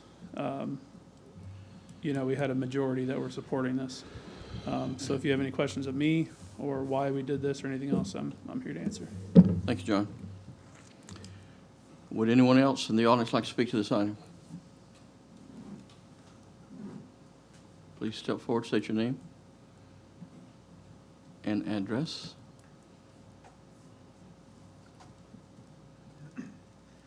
Matt Chesler, citizen of St. Cloud, exempt from public record. I just wanted to reiterate what John said. Kind of wanted to be able to answer questions as more of a boots on the ground kind of guy. I am a numbers guy. I know Chief Sturgeon does know that about me as well as our fire chief. And if there's anything to do with the numbers, we have our calculator sitting right here who can answer those questions. But on a personal level, if you guys had any questions of why this wanted to be done, I was actually the member that brought it to because of all the discussions that we had previous throughout the department. So for me, my answers to any of your questions are going to be more personal. And like I said, a guy that's on the street more hours than anybody in the city because I work too much. But that's all I had to say. Thank you. Thank you. Would anyone else like to speak to this item? If not, we'll have discussions, questions, or motion by council. Do we have any questions? Yeah. Councilmember Askew. It always seems hard when you come up with these ones because we're talking about the people that protect our city, our firefighters in this case. So the questions I had are really based back to the city. It seems like I have more questions than answers, and I think you guys have your answers. There's questions out there like, okay, so, an extra 5 years out, are we prepared for that? Is there a cost to the city? I would assume there's some kind of cost to the city, so I would like to see those numbers. There's training and uniforms and things like that. I don't think that's a huge number, but it's just really hard to come up with decisions like this based under some paperwork by Foster & Foster, and I get it. It's an actuary going out 30 years, but if you look at actuaries, not always do they line up. It's a I call a wild-ass sort of guess out there. So things could happen. I just want to make sure that we're whole here in the city. I really would like more information from the city. Everyone says, yes, we can afford it. It's no cost to the city. We hear that all the time. So I personally would like, it's hard for me to vote on this one. I would need some more information. I would ask the city manager maybe, or Mr. Sturgeon, or Manzares or something, I want to see it from the city side. I want to see I want confidence from our chief. I want confidence from our city manager. I want to make sure that if we do agree to this, and that we are going to be whole. And that's the part that scares me. I'm a businessman. I look at things in a different way than just crunching numbers. I try to look at reality. God bless you. If you can get 20 years and you can retire, I'm all for it. It has nothing really to do with that. It has to do with, let's just make sure that the city is going to be whole, the citizens are going to be taken care of. There are firefighters, they seem to always take care of our citizens. So it's just, I'm just starting right off with that. I'm not against it. I just don't really have any data in front of me other than Foster & Foster's, their numbers, which I totally agree to. It just seems like are we missing something? I don't know. But I also don't want to agree to something and then we look back 10, 15 years down the road, you guys, your pension starts to dribble away. I don't want that either. So I don't have the 100% full confidence, but I would like to ask for more information. I'm probably only one, but that's it for me. Would you like to speak to that? Anything else you have to give us? No, I heard the comments. It doesn't sound like there's too many that dealing with the actuarial side. Unless you have any of those, you had other questions that came up during briefings regarding the chief's comments on replacement and restaffing and so on. So in actuality, you're just taking basically numbers by data that's been probably going on for hundreds of years, I don't know, or 20 years, and trying to crunch those numbers. Actually, it could fail one way or the other. It could benefit one way or the other. They're guesses. They're logical guesses. That's your business. Just like an engineer would be stamping something, and I can't go against that. But I do have questions. I fully understand. Actuaries have a tough position that nobody really understands what we do, but I can give you a little bit of background. They're not wild guesses. They're guesses based on assumptions that are reviewed every 5 years. And when an actuary costs something out, our job is on an individual basis for each person in the plan. We project out into the future until every last check is cashed. So we use assumptions for life expectancy, investment return, salary increases, and so on. And that's the purpose of why we go through the annual valuation every year, is we do little true-ups. The plan at this point is over 80% funded. the funded status has increased every single year for the last 10 years. And I do know that the investment performance this year, it closes out next week on a fiscal basis, is in excess of 20% return, whereas the assumption is around 7.6 at this point. So duly noted, understand your concerns, but we do have background information to justify the costs that we're coming up with. Okay. And in actuality, I'll just throw one out there. Did you think a COVID would come and mess things up that way? Or, there's just a lot of little holes in the thing. I know we're talking about a pension, but that's where I just want to make sure that we're going to be whole as a city. I'm not sure if I have that total confidence yet. Okay. Councilmember Matheny. Thank you. I'm going to echo a lot of Mr. Askew's sentiments. I want to support the police and fire, and I think we all do. Like, I want to understand it. Of course, when this comes up, I'm like, okay. In my mind, I think, well, police is right behind it. If we do this, then police is right behind it, and what effects does that have? I know it's a really, really hard time to be police or fire right now. I know it's a tough time. Like, my boyfriend's a police officer. I hear it from him every day. Just how tough it is, how he wouldn't have his kids become a police officer at this point. I just hear it all the time. So, in one way, I think it would be a great way to recruit people. But the same way Mr. Askew feels, I kind of feel like everyone took a neutral position internal to the city, and I just feel like we didn't get a lot of guidance and direction about, kind of these decisions. It's kind of like, here's the actuarial, really just kind of relied on the actuarial. And I asked him a million scenarios when we talked, like, what happened if this and what happened if that? And, how do we do this? I almost feel like this needs to be like a workshopped item or something where you can just really dig into and understand. But I want to understand how it affects everything. And I want to support police and fire. I do. And so, it's just something I feel like I don't really understand it that well either. And I feel like everybody took a neutral position and then just put it all on council's shoulders. So I would just like some more information and backup and, really understanding it myself. Councilmember Trace. Thank you. My position differs a little bit because to me it's the members' money and it's the members' retirement, and as long as it doesn't cost the city anymore, I'm fine with it. They're putting their own money into it. It technically costs us a little less, but I do think we will have a little bit extra cost for training. You amortize out that training instead of over 25 years, over 20 years.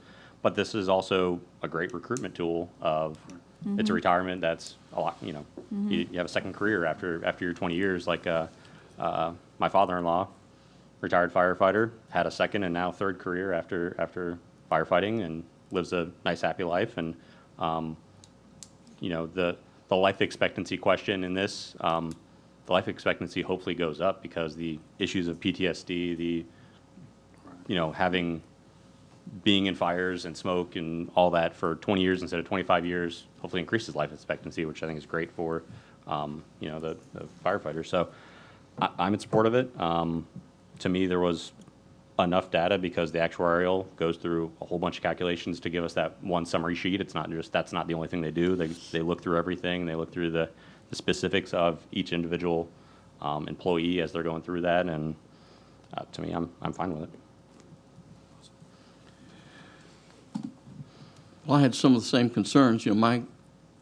I think it's certainly incredibly commendable and smart and wise of the firefighters voting to increase their contribution.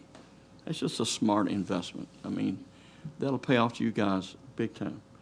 And I know I've been told, because I keep asking the same question they're asking, well, what about 10 years from now? The last thing I want to happen is 20 years from now, the council's sitting here, I can't believe the decision those dummies made back in 2021. But I'm being told, again, I'm not an accountant, but I'm going by by what I'm being told here is that it's not going to cost us anymore, that it's a good decision. I certainly believe I think it'll cost us something, especially when you go to the 20-year deal. But I agree with Trace, Mr. Trace. I think that's a great recruitment tool, and we certainly need that for our future because it's getting harder and harder to get people in this. And so in light of what I've been told up to this point, I would support moving forward with this also at this point. So we got to divide it. Y'all just need more information. Yeah, what information is it? Yeah, you do it. I gotta say something. I mean, coming back to me, I just want to make sure, I'm not really. Is this? Maybe they planned that. Is this planned? Yeah, did y'all plan this? Did y'all plan this? Yeah, this isn't coming, I hope it's not coming across that I totally deny this. It's not that. I want to make sure that the city is going to be whole. And I know you guys work for them and you care about the city just as much as I do. I'm not getting that great vibe because I guess it's just because nobody wants to take a stance on this part of it from the staff part. But the more research I do, the more stuff I'm getting to find out. At first I was like, who does a 20-year retirement? That's fantastic. Few and far between, but it seems like it's probably going to become a new thing, the people that still have pensions in municipalities. So I really want to see the numbers from I want the city manager to drop it in front of my lap and go, here's all the numbers. You can make that happen. Mr. Sturgeon, you have your light on. I do. I'm gonna let Mr. Manzares address this as first reading also, and then I'll make my Right, and I was comments. just going to point out, first of all, this is first reading. It's first reading. And I'll just, in response to some of the questions related to how staff approaches these type of matters, the first step when we address this, and our office works closely with Scott Christensen, who is the legal counsel for the board, and we go through these issues, and we essentially take the position when we're looking at it that, as all of you have said, is the question is whose money are we talking about? Are we talking about the members' money, or are we talking about the city's money or the exposure to the city? And that's the first step we do, and that's what was done in the analysis on this issue. The actuaries came back looking within the confines of the plan, and they said the plan, with the contributions from the members, will be able to support this extra benefit. That's the general analysis we always look at. I think as we went through the process and as questions started to come up, and as Mr. Askew has pointed out, there are questions that are frankly outside the scope of the actuary's assignment, the questions he can't answer for you. They're sort of the indirect consequences or costs if they exist, and that seems to be where some of the council members are trying to get a handle on for their own understanding of it. This is first reading, so I think it would be appropriate if the council is to move it forward with an idea that you can get some additional information that might address those indirect questions. You know, the actuary, if it comes back for final adoption at October or at a new November meeting, the actuary is going to tell you the same thing he's telling you in the letters and he's told you tonight. That's not going to change because he's working off the historical analysis and the projections. The questions you want to answer to, I think, are outside the scope of what anybody has looked at yet to see if they can quantify those things so you can get a better choice. So our suggestion would be, as you move it, subject to Mr. Sturgeon's comments, it's first reading, it's not final adoption. You can move it forward with the idea of maybe you can get some of those questions answered and get a better feel for it, and when it comes back for final adoption. Mr. Sturgeon, you have something? Yes, thank you, Mayor. And Council, I was just sitting here thinking, and then we have a unique situation. We have both bargaining unit and non-bargaining unit members in the pension. And is there a provision to the actuarial to have somebody to opt out, such as some of our senior officers, they may have not or may have voted for it. So how does that change the numbers, and could they opt out? Because that's in essence a pay reduction for them. So I just want to know, how does that impact the numbers? That would obviously change the numbers somewhat. So you're describing something like a tier. Yes. Yes. So among the firefighters, they opt for the current plan and they keep putting in their 5.55. And otherwise, they adopt the new plan and they put in, now it won't be 12.62, it'll be some new number.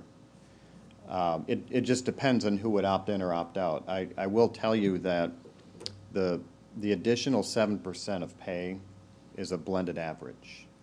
It includes those who are, say, 18 or 19 years in, who would have been, 6 or 7 years away from retirement, and now, if this passes, they're 1 or 2 years away. So their past service piece goes up.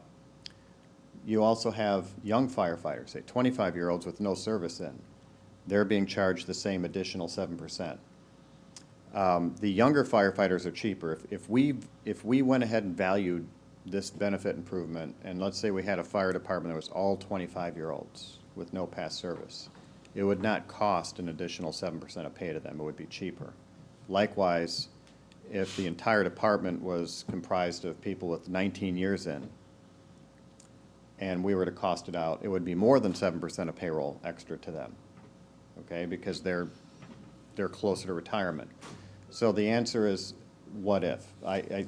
It just depends. If we find out that those who want to opt out are closer to retirement and they say, look, I wasn't planning to take 20 years, I've got my 25 planned, then it actually becomes a little cheaper. Then the remaining firefighters who say, yes, I do want this, they'll probably have to put in something less than 7% of payroll extra. So I guess it's a long-winded way of saying, if we can certainly run different scenarios. If we're given direction to create a tier system, then we're happy to do it. That has to come from the pension board, correct, Mr. Jones?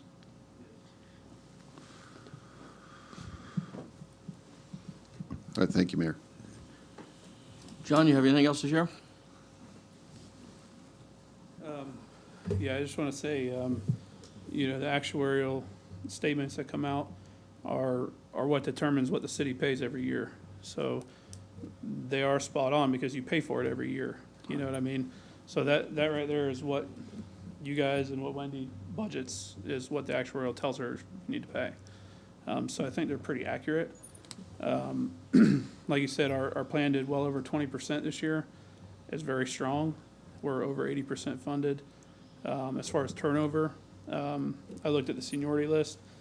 In the next 10 years, there's only 16 people that meet that 20-year mark. So 16 over 10 years, you're looking at 3 people every 2 years. To me, that's not a high turnaround.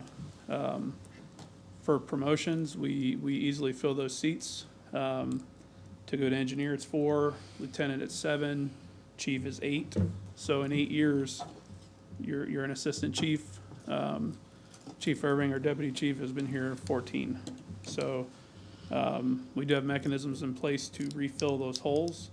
So that the holes are never really holes. They're holes for about a month or 2. You know, just like when Joe left, we moved somebody up. And then when Chief Miller got promoted, we moved somebody up. So there's always a system in place to move people up. There are always people underneath who are prepared to move into that seat. So you're, like I said, you're talking if we're looking at 10 years from now, are we going to look back and go, oh man, a lot of people left? Well, in the next 10 years, there's only 16 people. And that's considering if they don't enter the drop. So if they do enter the drop, I'm one of those people. I plan on dropping. So you're taking more people out of that 16 over the next 10 years. So that's 16 people 10 years from now, 20, and they're gone. That's not likely the scenario. Most of the people drop for a little bit of time. So, Thank you. all right, thank you. Based under some of the information I just gotten, and I restarted my phone, should have called you.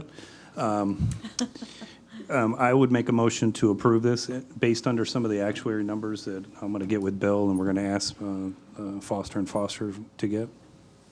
I'll make a second. Madam Clerk? Councilmember Matheny? I'm going to move it forward in the first reading and then get the further information as well. So yes. Councilmember Askew? Aye. Deputy Mayor Trace? Aye. Mayor Blackwell? Aye. Motion carries 4-0. Thank you. First reading passes. Brings us to item number 8, Madam Clerk. First reading and introduction for ordinance number 2021-67, an ordinance of the City of St. Cloud, Florida, amending the city's personnel rules and regulations, section 5.06, position control, providing for severability, conflict, and effective date. Good evening again. I'm Mimi Tran, HR Director. For this ordinance 2021-67. It is a proposal to amend our City of St. Cloud personnel rules and regulations. This is under section 5.06 for position controls. The request for this is, there's a paragraph in regards to the additional positions on our staffing table, and we would like to strike out the current language and to replace that with stating that the city manager creates, establishes positions, and fills them if funding is available based on city needs. And this is just striking out some language in regards to adding those additional positions. There should be no cost to this, and we're just recommending approval at this time. Thank you. If Thank you have you. any questions. Would anyone in the audience like to speak to this item? If not, we'll have discussion and or motion by council. So moved. We have a motion from Councilor Matheny, a second from the mayor. Madam Clerk? Oh, hold on. 1 second. Oh, I'm sorry. Didn't see your light shining there. Sorry.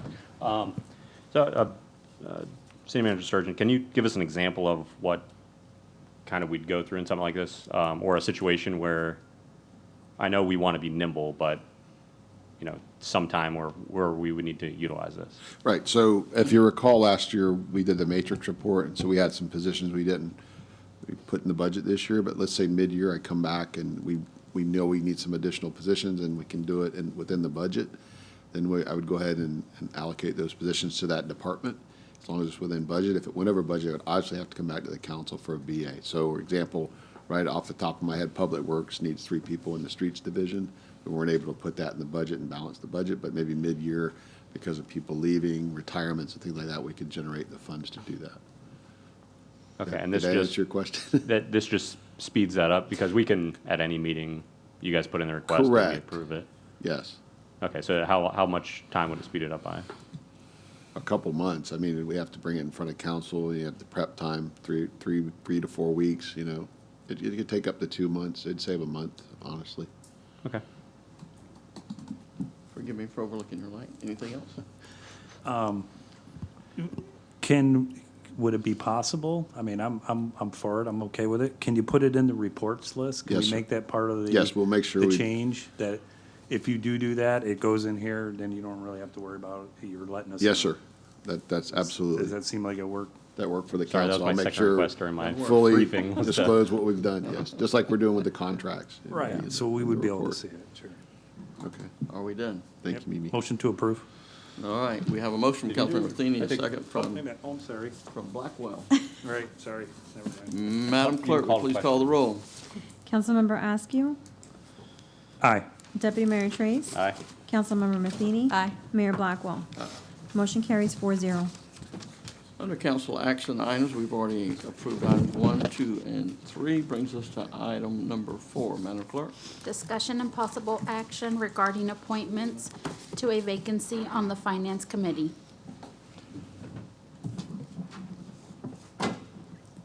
Ivy, are you going to speak to this?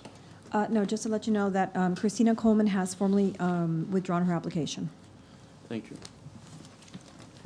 Mr. Trace, I believe this is your appointment. I'd like to nominate Maureen Cook for the seat 5 on the Finance Committee.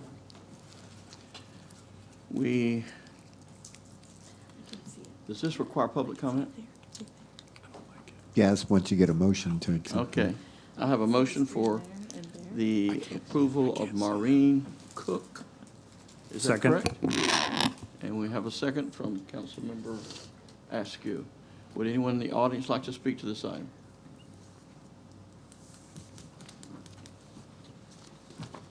Madam Clerk? Deputy Mayor Trace. Aye. Councilmember Matheny. Aye. Councilmember Askew. Aye. Mayor Blackwell. Aye. Motion carries 4-0.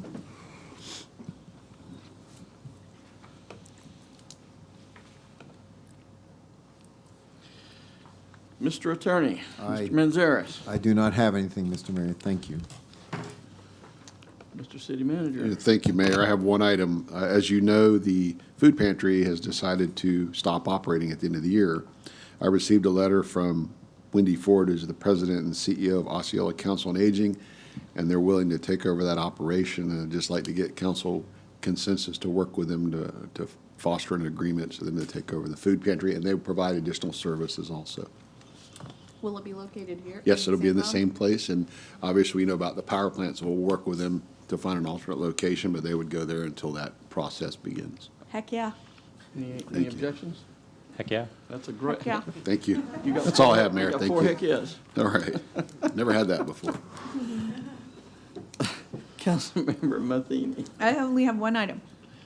So you guys remember, I don't know, 6, 8 months ago, I brought to council that when the crosswalks went in on Lakefront, we only did half the crosswalks.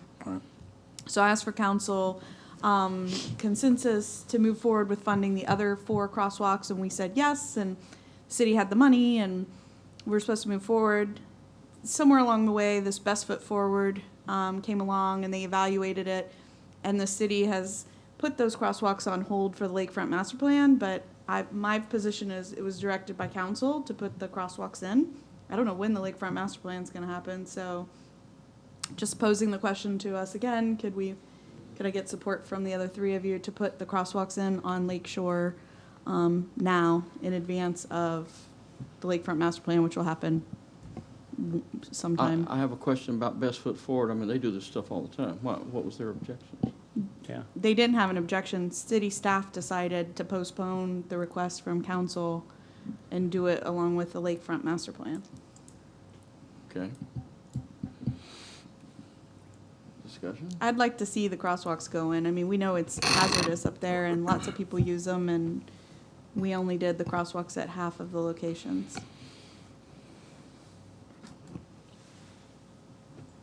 You want to say something? No, I was You like- waiting you for Mr. got that? Askew. He Oh, I was turning Councilmember my Askew. light on and going, city manager? Do you have a- Well, I asked for the report today, and I'd like to review it, because they made recommendations. We certainly can put those in. And like I said, we've been through a transition of a public works director, so I'm going to tell you the ball got dropped, not with the nude guy. You know, I didn't know about that until today when I met with Kevin and Don.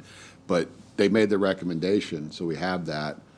And so I have seen no issues if you guys direct to put it in. They're recommending we hold to the master plan, but that's supposed to be a 20-year plan. Yeah, exactly. So, I'd say we put them in now, and then when the master plan comes through, they'll adjust them however they see fit. I believe the cost we got at the time when I brought this up was like $60,000 to put the other 4 crosswalks in. Does that include the flashing beacons and all that, or is that At the just the time I asked, crosswalk? because they did the 4, and I said, do the other 4, and the number was around 60,000, and we had the money in contingency to do it. I would just like to see the project move forward. I think the master plan, who knows when that's gonna happen. Any objections? Mr. Askew? No, I'm good with it. And all it looks like a couple bags of concrete hold that pole in there because somebody hit the pole in Michigan and literally knocked it right off. But within a day, city staff came back in and put it back together. So if we did have to move them, it doesn't look like it's going to be extremely difficult. And I'm sure it runs by Bluetooth of some sort. So, yeah, I'm real supportive. okay, good to go. Heck yeah. Heck yeah. Heck yeah. 4 heck yeahs. That's twice tonight. I'm getting scared. That's it for me. Thank you. Councilmember Askew. I'm just getting a request from the folks that do the monthly market, and they also wanted to say that they enjoy working with Antoinette, and they seem to get it done, and they have a full monthly market coming up next Wednesday, but they're requesting to have the music on, if it's possible. Yes, sir, thank you. We can do that, certainly. We found an issue that the lights have to be on when the music's on, so we're working with OUC to get that rewired, but we can certainly have the music on during the monthly market. And then I think coming down the road, if you haven't gotten it yet, the downtown monthly, or the downtown business group would also like to see the music on throughout the day. So I don't know if you've gotten in contact with that yet or not. Well, That was one of the reasons we were working on the lights. We Right. want the lights on during the music, so we're working on that. Absolutely, we can do that, council. thank you. That's it for me. Thank you. Councilmember Trace. Thank you. Do we have an update on the Friars Cove lane traffic signal and the timing of that? Because pickup and drop off now is just a mess down Canoe Creek Road. I don't know if we had Don, time. do you have an update on that, or do we need to get back to them? I think we need to get back. Okay, I don't have an update right now, but I don't think I've seen it come through procurement and all that yet, designed, to to actually build it. So we're probably talking next school year before it actually goes, so. Let's get back to you on that, and we'll send that to the entire council. Okay.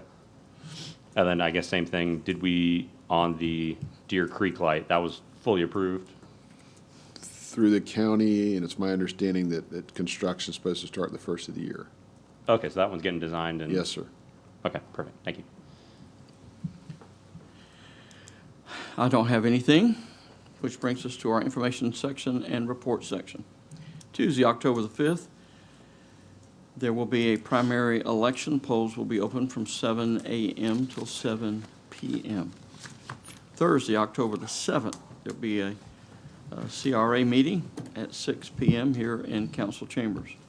Friday, Saturday, and Sunday, October 8, 9, and 10, is the Institute for Elected Municipal Officials that will be held in Kissimmee. Thursday, October the 14th, there will be a city council meeting at 6:30 right here in council chambers. 3 proclamations were issued this week in recognition of Fire Prevention Week, in recognition of National Home-Based Business Day, and in recognition of Pink Hills Cares Enough to Wear Pink. Yes, sir. I'm sorry, Mayor. I can't believe I forgot this. I will be out of town starting next Tuesday through the following Monday, and I'll be out of state, and Miss Miller will be the acting city manager. Okay, Thank you.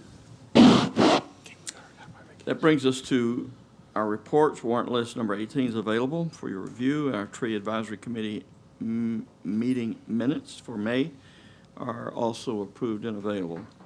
With that, there are no other items on our agenda. We will be adjourned. Thank you so much for tuning into your government and your city council. I know that you were excited and pleased by all the wonderful actions that took place here tonight. Thank you so much.